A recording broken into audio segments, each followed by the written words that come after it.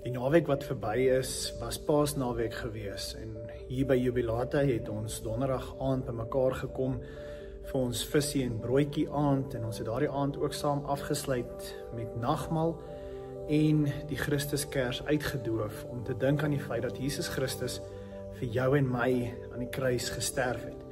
En Sondagoggend het ons by mekaar gekom en ons het fees gevier, die Christuskers aangesteek en bely dat Jesus Christus leef. Hy het opgestaan, ja, hy het waarlik opgestaan. En die hele gedagte rondom hierdie naweek is dat elkeen van ons net weer opnuut sal besef dat die lewende Jesus Christus het vir ons verskriklik lief. Hy ken jou op jou naam, hy wil die pad saam met jou stap, hy is die een wat daar is wanneer jy hom nodig het. En ek wil jou hierdie week sommer net kom bemoedig, hierdie week na Paasnaweek, wil jy nie net vir 'n oomblik weer besef hoe kosbaar dit is om in 'n lewende verhouding met Jesus Christus te lewe nie. Hy kom maak alles nuut. Hy kom maak jou lewe nuut. Hy kom maak jou hart nuut. Hy kom maak jou gedagtes nuut.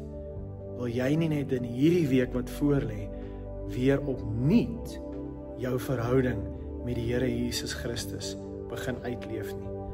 Mag jy ook sommer net gaan en hierdie boodskap met iemand anders gaan deel. Mag jy die liefde van Jesus wat hy so oorvloedig vir jou gee, ook met die wêreld daar buite gaan deel.